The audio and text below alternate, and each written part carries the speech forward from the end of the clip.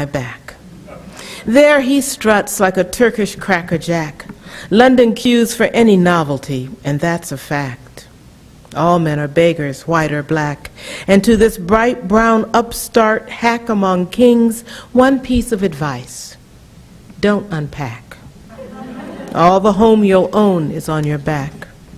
I'll dance for the price of a mean cognac, sing gay songs like a natural-born maniac. All men are beggars, white or black. So let's scrape the catgut clean, stack the chords 3 deep. See, I'm no quack, though my only house is on my back. All men are beggars, white or black. Thank you. Thank you. I'm going to call that my Villanelle Gone Wild. It's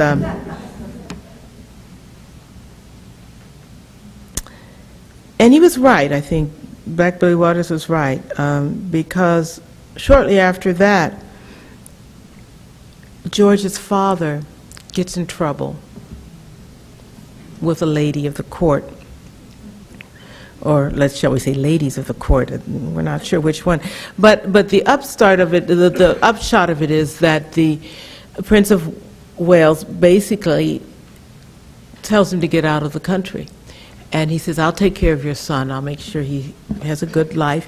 And he pays him to leave his son with him under his tutelage. And you could say that the young boy has the cushiest job in the world. You know, he's at the palace. But he's in a foreign country with a language that's not his own, with no family, and he's just been bought to play. And the first thing that the prince says to him is, let's get you out of those clothes. The undressing. First the sash, peacock blue. Silk unfurling round and round until I'm the India ink dotting a cold British eye. Now I can bend to peel off my shoes, try to hook the tasseled tips into the emerald sails of my satin pantaloons. Farewell, Sir Monkey Jacket, monkey red. Adieu, shirt, tart and bright as the lemons the prince once let me touch. Goodbye, lakeside meadow. Goodbye, hummingbird throat. No more games. I am to become a proper British gentleman, cuffed and buckled with breeches and a fine cravat. But how? My tossed bed glows, while I am a smudge, a quenched wick, a twig shrouded in snow.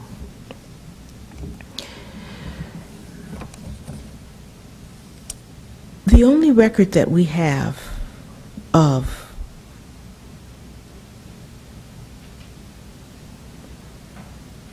Bridgetower's mother, young George's mother, is the fact that the Prince of Wales, from the moment that he kicked the African prince, the father, out of the country, began to pay a sum of money to an address in Dresden.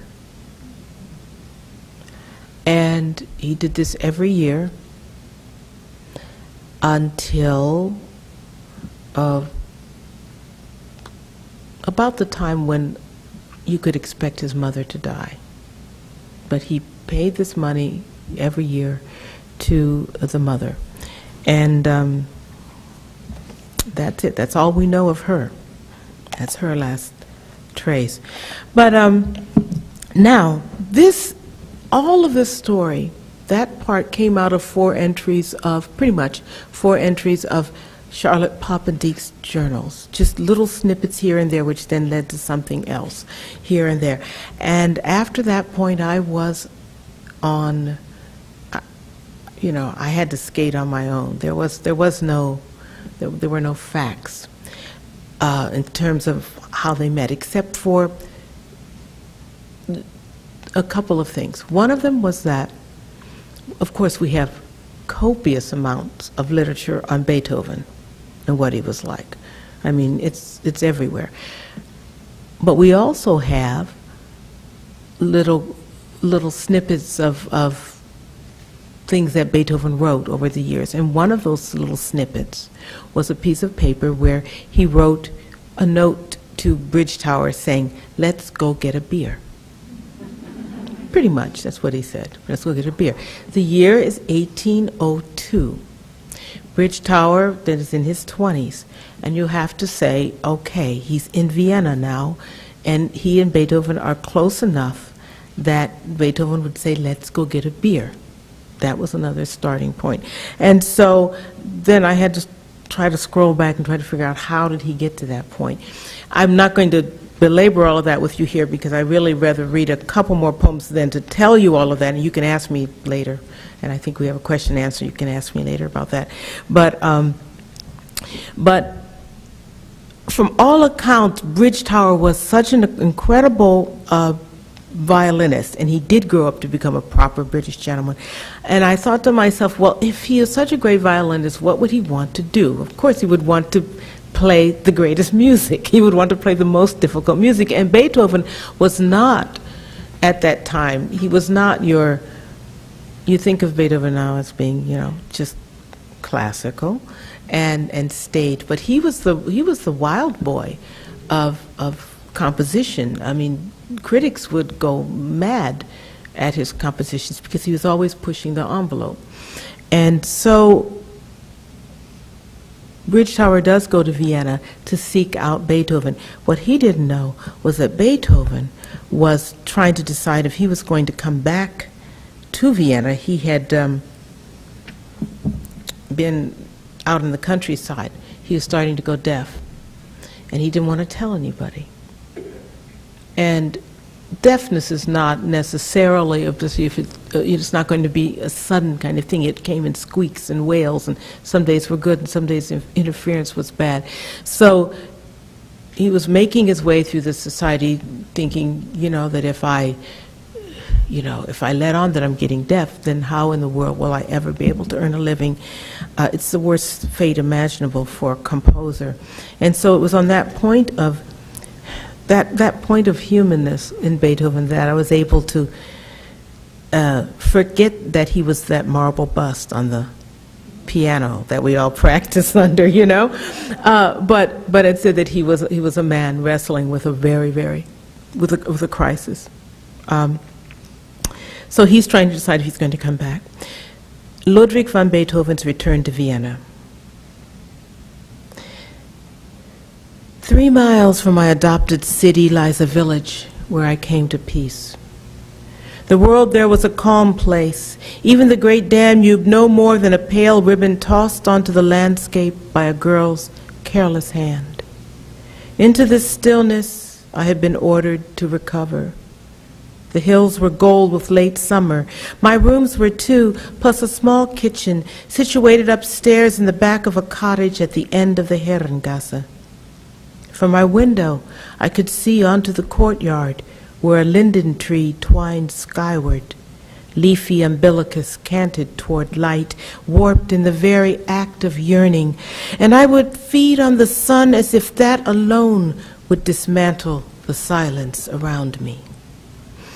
At first, I raged.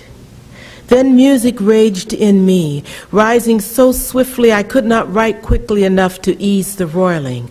I would stop to light a lamp, and whatever I'd missed, larks flying to nest, church bells, the shepherd's home toward evening song, rushed in, and I would rage again. I am by nature a conflagration. I would rather leap than sit and be looked at. So when my proud city spread her gypsy skirts, I re-entered, burning toward her greater constant light. Call me rough, ill-tempered, slovenly. I tell you, every tenderness I have ever known has been nothing but thwarted violence, an ache so permanent and deep, the lightest touch awakens it. It is impossible to care enough. I have returned with a second symphony and 15 piano variations, which I've named Prometheus, after the rogue Titan, the half a god who knew that the worst sin is to take what cannot be given back. I smile and bow